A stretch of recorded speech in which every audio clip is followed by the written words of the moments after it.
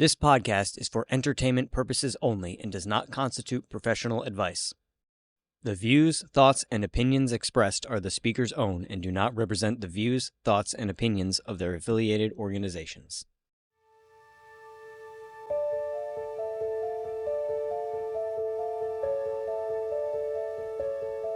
Hey everyone, Heather here. I'm Lisa. And I'm Ryan. We're here today to talk about every town has a story, every story leaves a mark, and some marks still move. We're here to talk about mythical creatures and haunted stories throughout New England. Today we're going to dive in some of the research that we've done to talk to you, and we would love to hear your stories. Be sure to reach out to us and let us know if you have a haunted story in any state or town.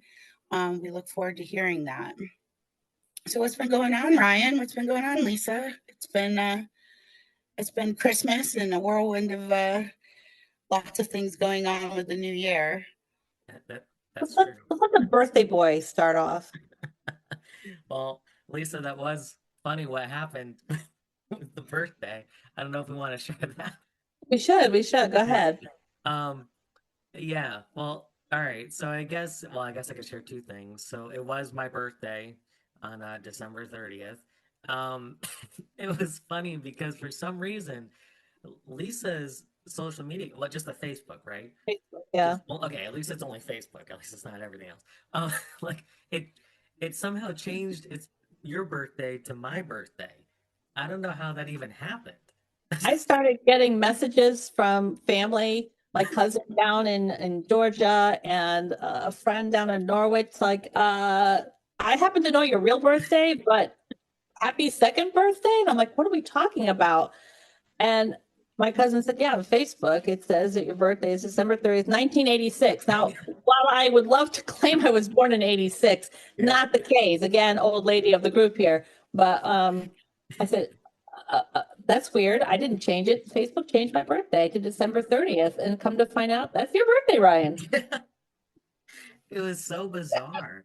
I've never seen that happen before. So I don't know. Talk about a connection.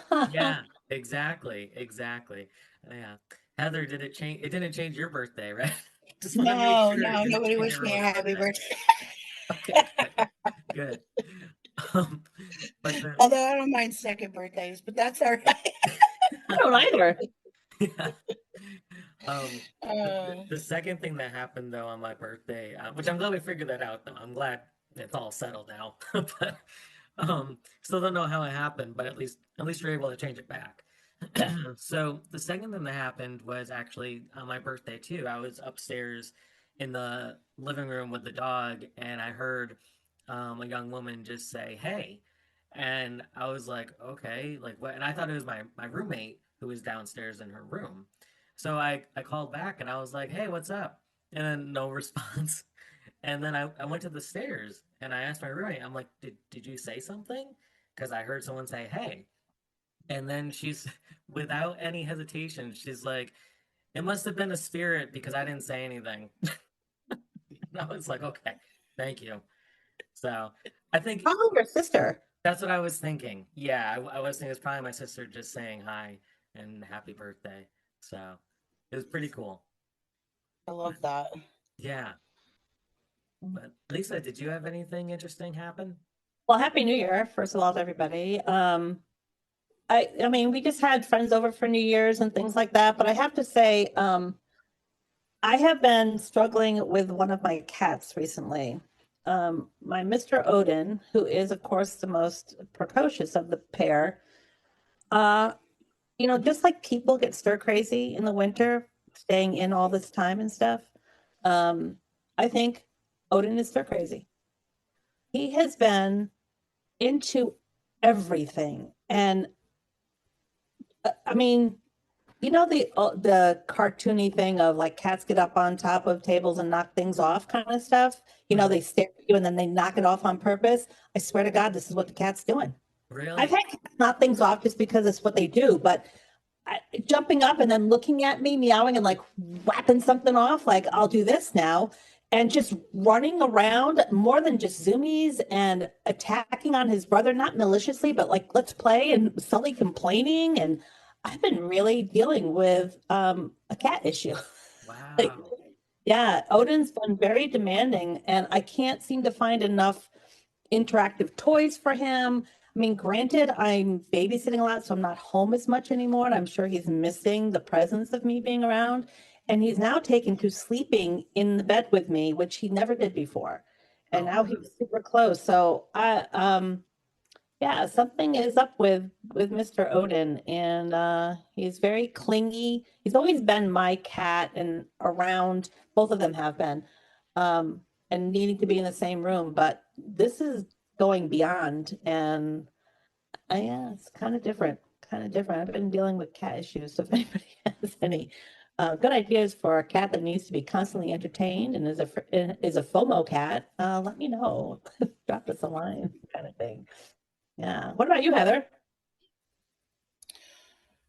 Yeah, I was sitting here thinking of like everything that's been going on, and it's just like kind of a whirlwind. Like this whole holiday season, it's like poof, we're struggling to like get everything put together, and then now it's over.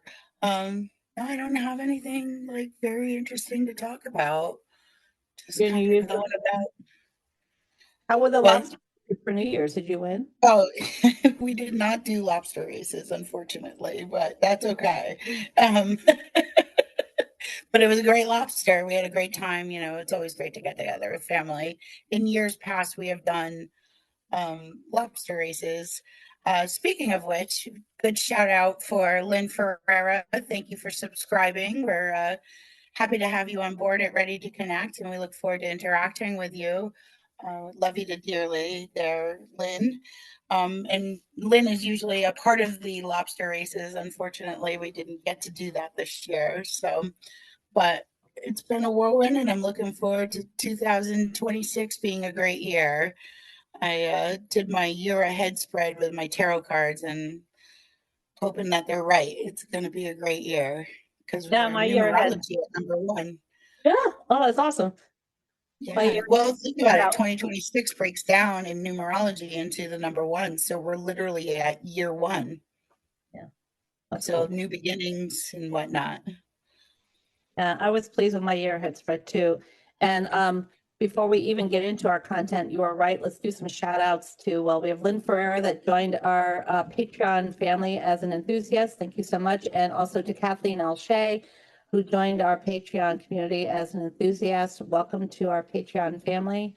And we look forward to anyone else who's interested in subscribing over at Patreon. There are 3 tiers of subscription, supporter, enthusiast, and I think the last one, champion.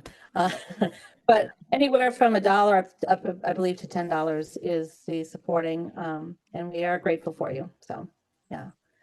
And one other shout out, we will be doing a live taping of our Ready to Connect podcast on May 4th. It's a Monday evening from 6 to 8 in Coventry at the Millbrook Place facility. It's a town facility. It's behind the Akron Electric Building, across the street from Bidwell Tavern. You can register for your seat there at serenitygrovecenter.com. Under the events tab, you'll find it listed and you can register there. And I believe Artist Haven Media, Ryan, your business has a link up for it as well. yes, correct. Yeah, if you go to artisthavenmedia.com and then go to the podcast tab and then click on Ready to Connect, it'll be right there in the events. Yeah. So we look forward to meeting some of the people who have been listening to our podcast and interacting with you during that live taping.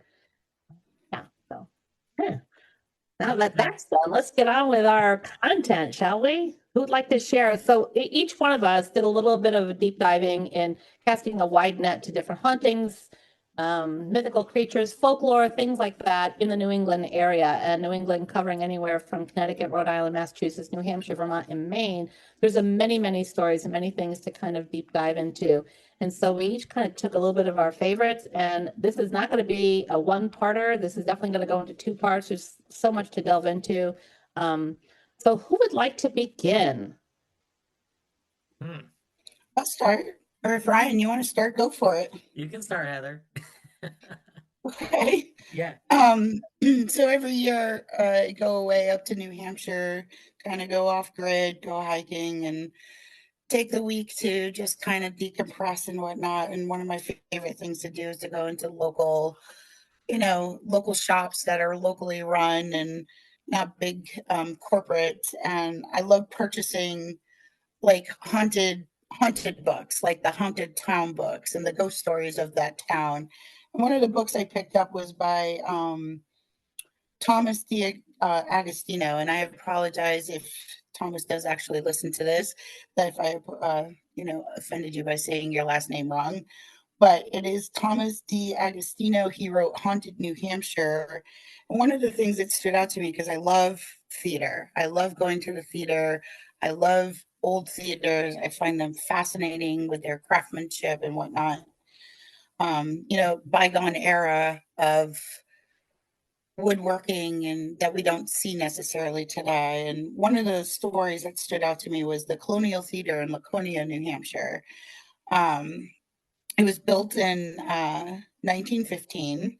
It's located right on the main street of the town, and it hosted live shows for centuries and movies. And the haunted lore of this is that staff and visitors really report there's clear reports of disembodied footsteps and voices. Certain people experience ghosts trying to speak to them by using flickering lights and doors move, and not just because they're weighted doors like they did in the old days. It's just a general presence. Some people find it very eerie, some people find it very calming. It depends on the atmosphere, I suppose. Especially if it's dark and empty, it could feel probably eerie, but there's a lot of claims that they see a shadowy male they see on the stage performing. And I think that's phenomenal. I would love to know if anybody's been there to the theater in Laconia, because I would love to know if this ghost that they're seeing, this gentleman that's up there, if he's a residual energy, meaning it's just happening because it happened for so long that there's a residual feeling to it. Or I would love to know if this is actually a ghost that they have interacted with. I know paranormal investigators have gone to this theater, and they have reported like feeling watched, and they sometimes feel like they need to leave quickly. But I would love to hear someone else's take on a century old theater, and maybe this theater in particular. It's a bygone. It's something that doesn't get used in the society of digital age, right? Where we're actually going and seeing performances, which I absolutely love to do. I think there's a lost art in the fact of digital experiences taking some of that away from us. So yeah, definitely reach out to us and let us know some of your moments, especially if you've been to this Colonial Theater. That's really cool. I remember seeing, I don't remember which show it was, but talking about haunted theaters, and that seeing spectrals on the stage performing is something that happens, I think, in more than one haunted theater that I've read about.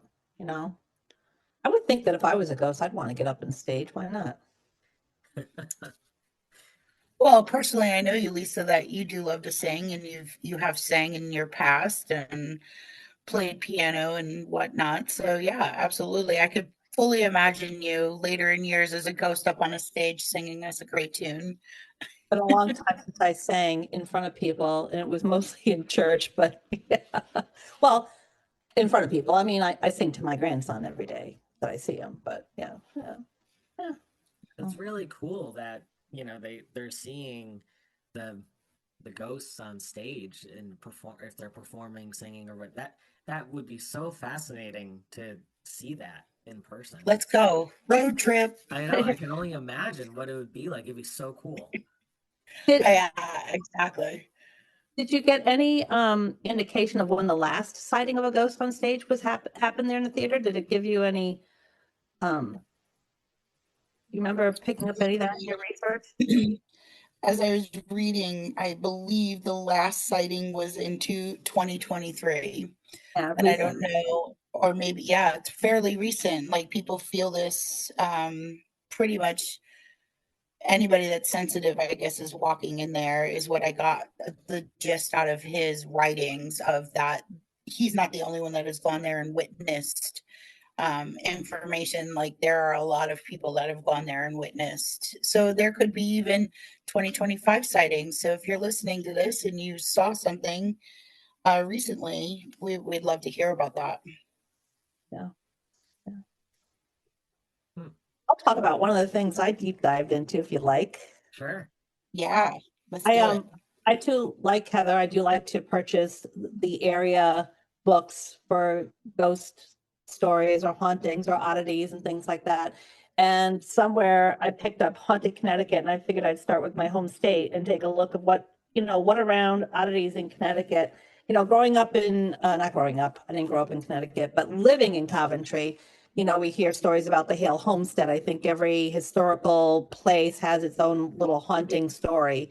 Hale Homestead being not any different. And I wanted to do something a little bit beyond just the Hale Homestead because it's sort of in my backyard. And I went looking through this book, which started me researching and deep diving online. And what struck me is the mention of the Green Lady, of Burlington, Connecticut. And she's been seen at the Seventh Day Baptist Cemetery, also known as the Green Lady Cemetery. And I just started thinking, like, okay, Green Lady, we hear a lot about the White Lady. I've heard about the Blue Lady. I'm wondering, like, how many ladies are there out and around that are haunting places? But the Green Lady, I did a little research on her and went a little deep dive, and I found as early as just October of this past year, 2025, I think one of our news, might have been Fox News or something, did a little report about the Green Lady of Burlington. And it was around Halloween, so you can, understand why they would do it. But the story of the Green Lady dates back to the 1800s. Apparently, a woman named Elizabeth, spelled with an S, not a Z, Elizabeth Palmiter, I think was her last name. She is the Green Lady, the spirit known as the Green Lady. And the way it goes, her husband, I believe his name was Paul. No, not Paul. Paul Miter, Benjamin Paul Miter. They were actually parishioners of the Seventh Day Baptist Church. And the way it goes is in April of, I believe it was 1800, there was like a freak snowstorm. And Benjamin decided to set out to the town to get supplies for his family for this unexpected winter that was coming. And while he was gone, he walked into town, and while he was gone, the snow got so much worse, he didn't come back right away. He decided to wait it out. But Elizabeth got worried, so she went looking for him. And as the story goes, she went off the path and drowned in a swamp. She put on her cloak over her favorite green dress, which is why she glows green. That's how the folklore or the story goes. And because she was drowned and then she was found, she is known to be haunting that area, showing up in that area as a green mist, sometimes fully forming. And when people see her, she smiles and then kind of dissipates. So it's not really like a scary haunting in a cemetery, but it is a green mist that you're supposed to look for. And I guess it's green because she was wearing her favorite green dress. So I found that kind of interesting. And apparently there have been sightings of this green mist as recent as 2025. So part of me says, I want to go to the Burlington area to the Seventh Day Baptist Cemetery. It's found, if anybody's interested, it's found on a dirt road called Upson Street in Litchfield Hills of Burlington. So I don't know, see if there's a green mist. It doesn't seem to make a difference of when she appears. It could be during the day. But yeah, and I guess it's not overly frightening to anybody. But when she does appear, she tends to smile and then dissipate. Interesting. And I guess it's surmised that she's still looking for her husband, and that's why she's still in that area. I'd be very curious to know if anybody has seen the Green Lady.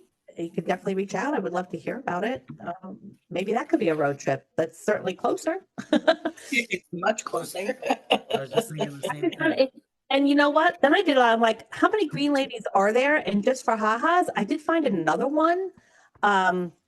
Supposedly, back in New Hampshire, it has its own spectral figure.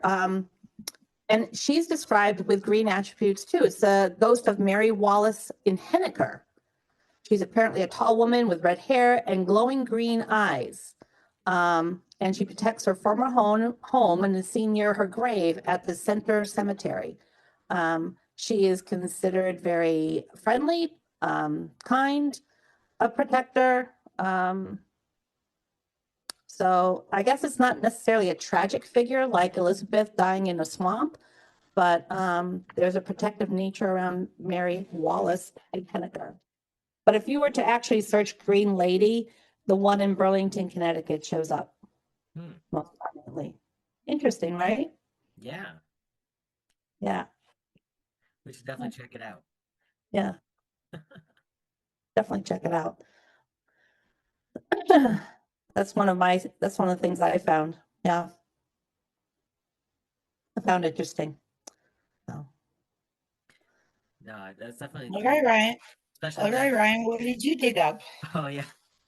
So, I went down a different path of I was curious as to what creatures could be around in New England, and when I looked up, I was just curious out of what could be in Connecticut, perhaps, and there was one called I'm gonna butcher this name probably, but Glawacus. How do you spell it? It's GLAWACKUS.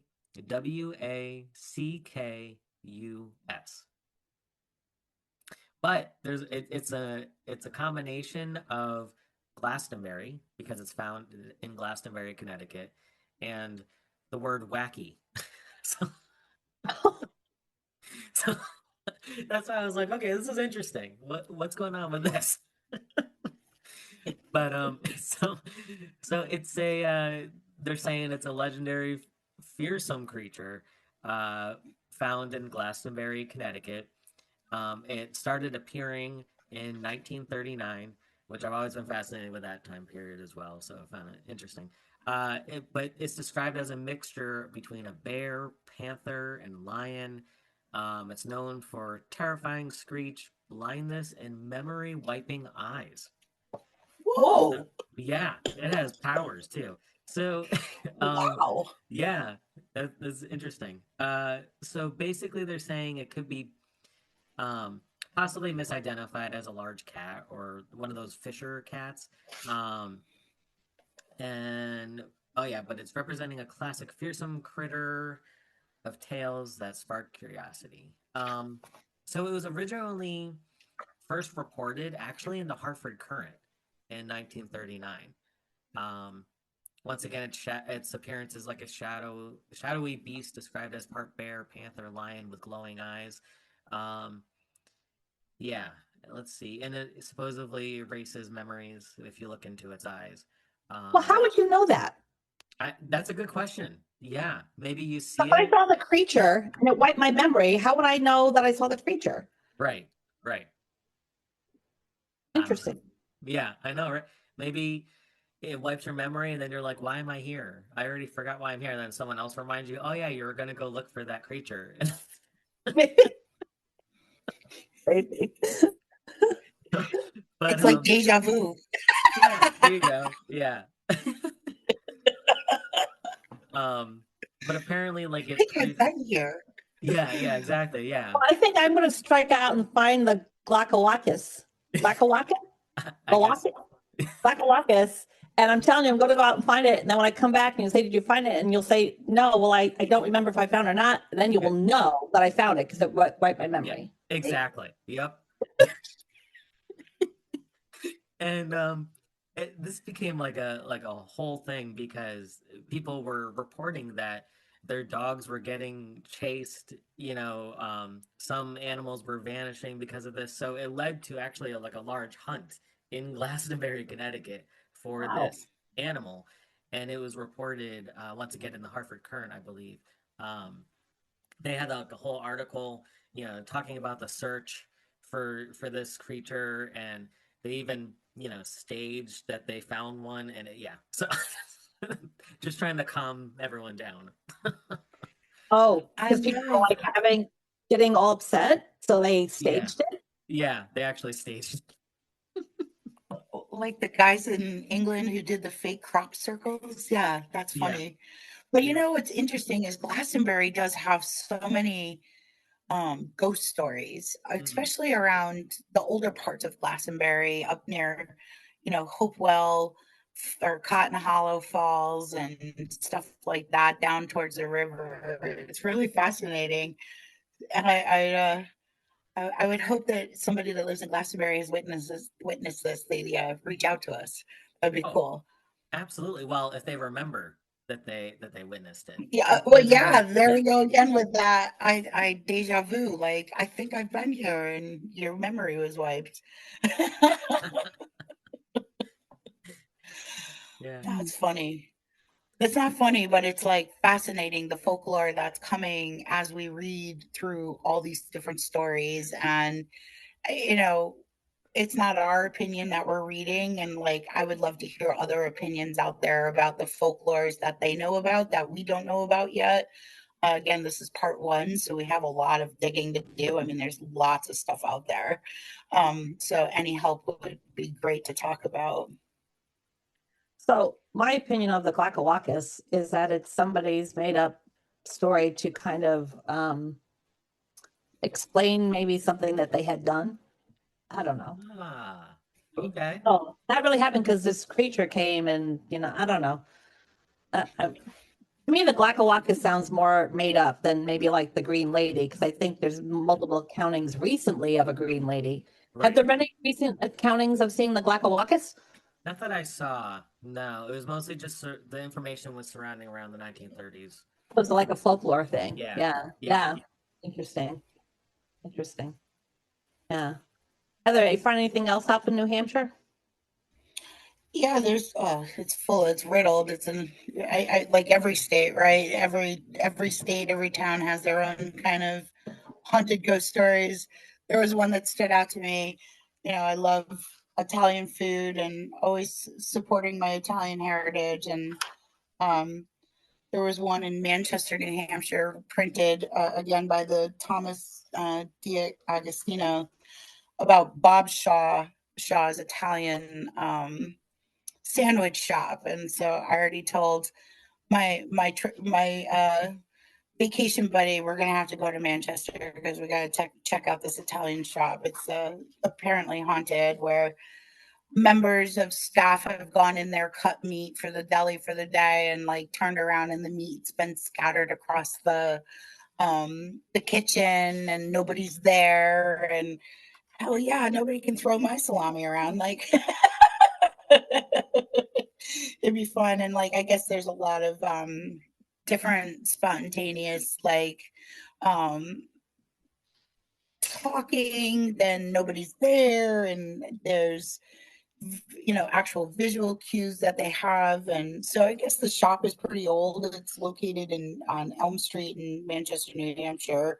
And like there's lots of reports of different incidents where just occurrences happening in the bathroom, in the kitchen, even in like the little dining area. um so that's definitely something I'm going to put on a bucket list when we go up to New Hampshire next year and see if we can get maybe an EVP or an actual sighting, and then we can report it back here on the podcast. Wow, that'd be cool. You get a Yeah, sandwich too. yeah, if they have gluten free. Yeah, that's true. That's true. That'd be cool to get footage of, meats flying through the air. Yes, me eating my sandwiches like roast beef flying Yeah, by there my you go. head. Yep. Or good old capicola, like coming down with some mozzarella cheese. All right, onto my plate. Oh, It even makes me better. hungry now. Yeah, if they could put it on your plate for you, like that'd be great. Yes. I would truly be impressed at that point what Spirit can do. Yeah. What was the latest like sighting in that area? Do you know? In the sandwich shop, did it say? No, this story didn't list out the last time there was a sighting in there. Maybe through some research I could, and our next taping I can bring back that information if I can find it. Um, there's no listing in particularly about this one, uh, when the recent sighting was. Yeah, yeah. But it's definitely worth a road trip to get a sandwich. I'm gonna say. Sure, why not? I did a little bit more of a I went down the Creature Avenue a little bit too, Ryan. And something caught my eye in the book I was reading. It said Bigfoot of Litchfield. And I'm like, Bigfoot of Litchfield. I didn't think Bigfoot, I mean, really was in the New England or in Connecticut anyway. And so, and the story that was described in the book was back in the 1800s. I'm thinking, oh, so long ago, that can't be really for real. So I did a little deep dive and I went down this big rabbit hole, and I'm saying that, and we were talking before we started our recording, and we decided that Bigfoot needs to be its own podcast. But I just want to give a little bit of, I found it fascinating. I did not know this existed, but there is the Bigfoot Field Researchers Organization, the BFRO. Did you know this? And No. they are in charge of collecting sightings of Bigfoot all over the Really? place. Yeah. So it's this huge organization apparently. And they have a map of where sightings happen. And did you know? So I just clicked on New England, right? Since we were doing New England. And I was flabbergasted by how many Bigfoot sightings. Now they classify their sightings as either Class A or Class B. Class A is an actual, I see a creature, right? An account of seeing a creature. And Class B would be the evidence of a creature, like a footprint or howls and yowls that big feet or Sasquatch or what it make, or what they call tree knocking. Do you know about the tree knocking? They knock on trees as a way of sending signals to other Bigfoot or Sasquatch. I didn't know that. So that would be considered a Class B. Well, all the Class A and Class Bs, there have been five sightings in Rhode Island, Class A or B, 5. There have been 11 in Vermont. See, I thought Vermont would have quite a bit. New Hampshire has had 16. Maine 21, and I thought there'd be a lot more in Maine because you're getting more remote, right? Right. Connecticut has 27. What? 27, and Massachusetts 37. Huh. Now, whether the people are just more forthcoming to talk about their stories in Connecticut and Massachusetts, and let's say maybe people in Maine are a little bit more closed off, I don't know. But I just thought that was interesting. And then I went to the Bigfoot Field Researchers Organization website, and I just looked up Connecticut. The county that we live in, Tolland County, no listings or sightings at all on the BFRO, none. Really? The one with the most is Litchfield County, which would make sense as our northwestern area, more, in the hills, the mountains, the woods. The most recent accounting they have listed on the BFRO is from December of 2024 in New Haven County. And it was a Class A late night sighting by a motorist. And you can actually go to the Bigfoot Field Researchers Organization website. You can click on the different counties and they pull up the sightings. You can click on the sightings and read the information that they've collected. You can read their interview, all these different things. And I have to say that it's really compelling to read the information that's there. People that have, when I was reading about these sightings that these people are making, that they are seeing creatures that are definitely furry, that are bipedal. They stand on 2 legs, chasing after deer in a field, smelling. Apparently they have quite a stench to them. And then tree knocking. I actually went down, I watched a YouTube video of some guy hearing the tree knocking and his response. And I'm listening to tree knocking. I'm like, sounds a little bit like a woodpecker, but not. It was hard to describe for me. I just found, but a lot of the stuff that they find and these interviews are really compelling. So I'm very interested and excited when we decide to do a deep dive into Bigfoot, Yeti, Sasquatch, and we firmly are asking anybody out there that's had a sighting or an experience to please reach out to us. And we keep saying that to reach out to us. We should probably share our email, which is readytoconnectpodcast@gmail.com. Yeah, reach out to us if you have anything you could share with us. We would love to be able to talk with you and maybe even talk with you on the podcast. That'd be great. But I went down a rabbit hole and I was fascinated. 27 sightings in Connecticut. None in my own county. We have a moose, but we don't have a Bigfoot, apparently. I never would have thought that Connecticut would have that many. That's incredible. Yeah, or at least reported, right? True. There could be more in these other areas to me that seem a little bit more remote, like the northern Vermont, New Hampshire, or Maine, but not reported. Interesting. I just find it fascinating that there's some sort of creature running around there that hasn't really been known about well enough by the scientific community, maybe. Is it an animal? Is it not? I mean, if you look down, I went a little bit down, but we'll save it for the Bigfoot podcast theme that we do about Native American thought about Bigfoot and what they think it is, which is not an animal. So it's really kind of interesting. I don't know, it caught my eye in Litchfield. I'm like, here in Connecticut? And like, yeah, here in Connecticut. I mean, these are recent sightings. We're not talking about back in the 1800s on that BFRO. We're talking like 2022, 2023. Really kind of compelling stuff. Wow. Because, yeah. I had the opportunity while you were explaining what you were looking up, and very exciting. I'm absolutely a huge Bigfoot fan. Many of my members and family are huge Bigfoot fans. We have long conversations about them, actually, from all aspects. But I had a chance to do some research on the Italian grinder shop. And as of 2011, the Union Leader, which is a newspaper in New Hampshire, reports that there were sightings at this shop. Yeah. So it's not recent, but it's still in this decade. I wouldn't call it historic, right? It's not a historic sighting. It's recent enough. Yeah. Well, it's been happening historically, but as of 2011 was the last written, published piece of that somebody has experienced something at the Italian grinder shop. Oh. So I thought I'd fill that in case I forget for future episodes.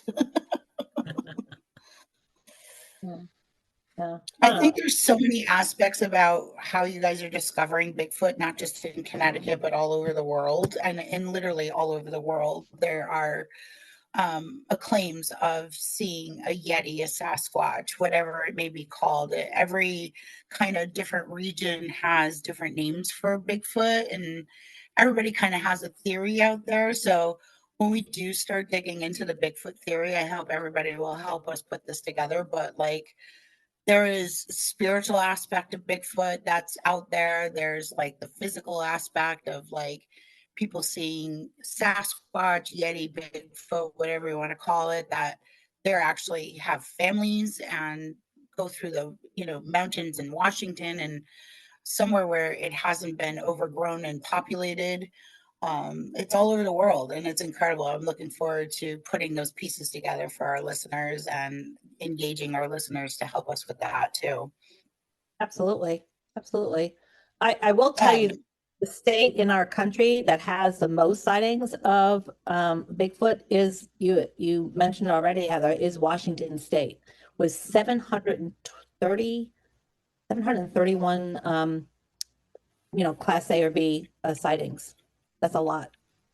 Far more than the next one, which would be 250. So Washington State's a hotbed for Bigfoot. Absolutely. Road trip. And then when we get into that, road trip. And then when we dive even deeper past Bigfoot and we possibly get into unidentified flying objects, UFOs, there is a plethora of information out there, and I'm looking forward to that being a source of topic out there, just to kind of drop the seed of like, we're looking for, alien enthusiasts. And but MUFON is a huge, almost like Project Blue Book back in the day. MUFON is a organization that's out there that sends investigators to go out and still to this day investigate unidentified flying objects, or UFOs, and AKA aliens.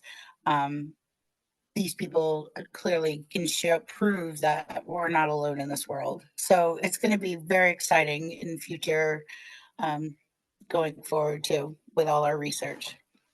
Yeah. Well, Yeah. I don't know.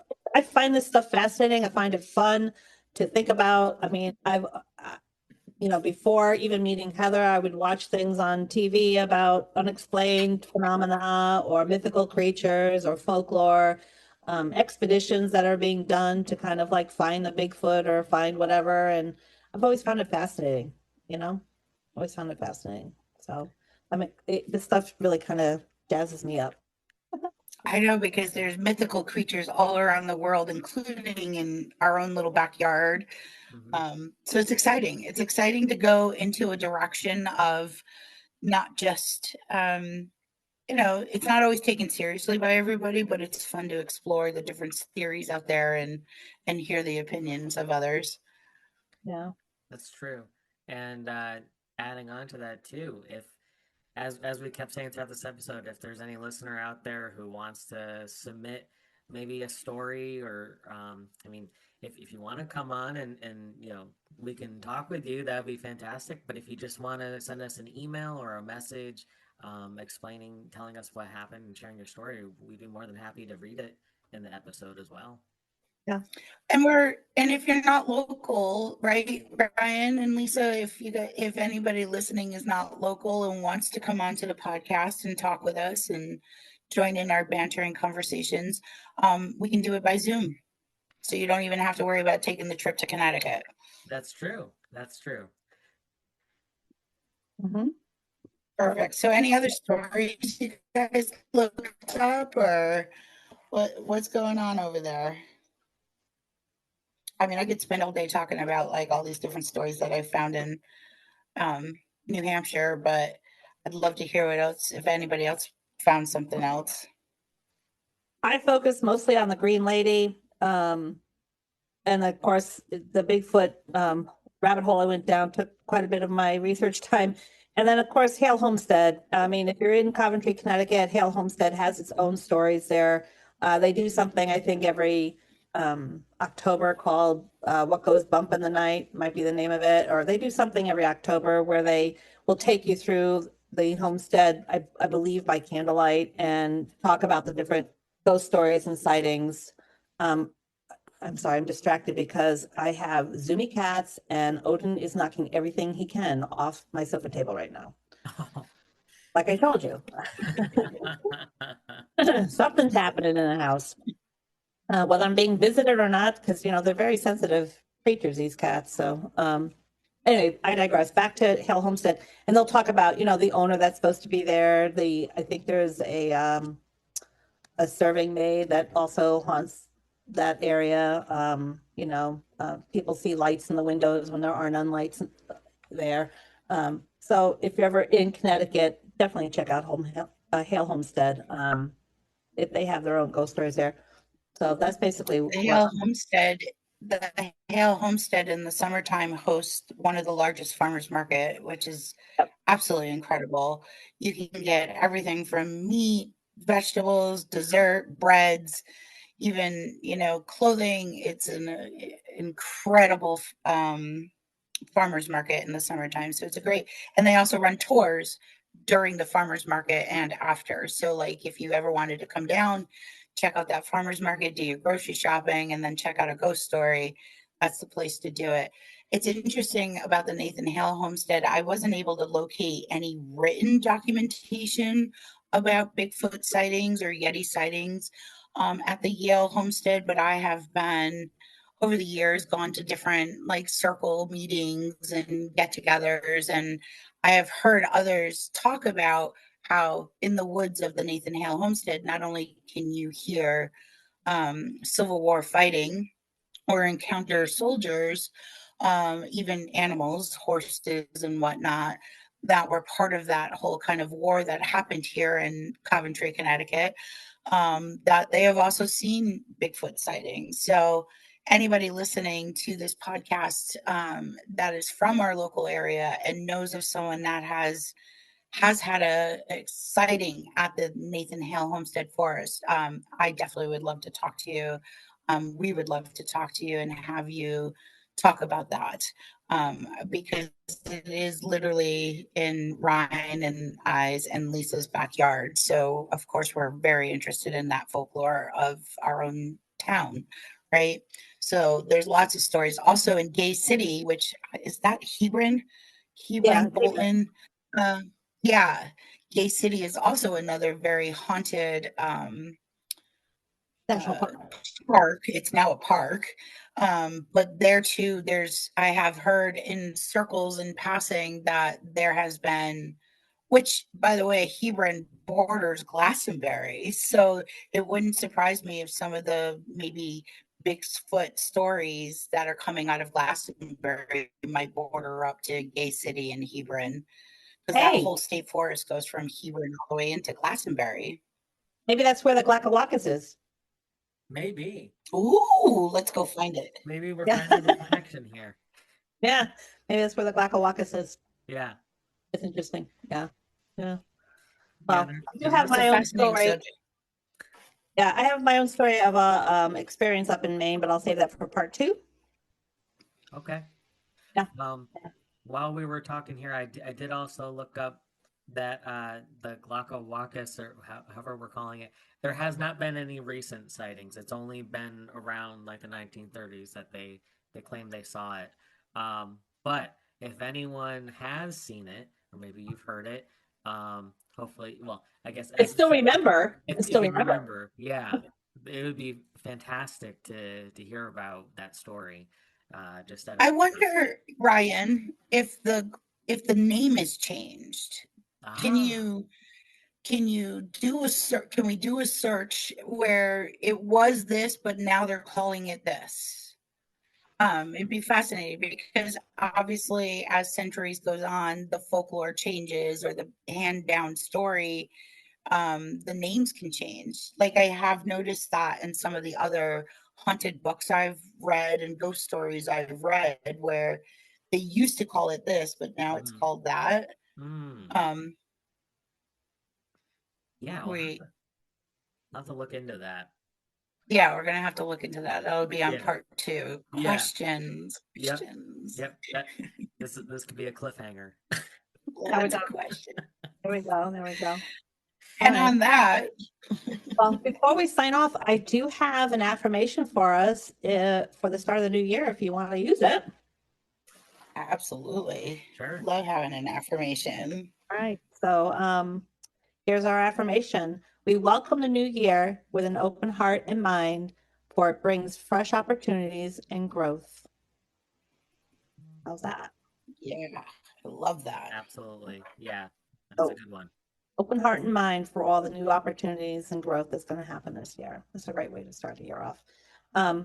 So that being said, we look forward to connecting with you next time. Thank you for listening, right?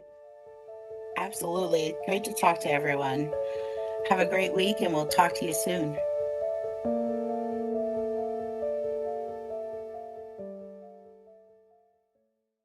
This is a production of Artist Haven Media.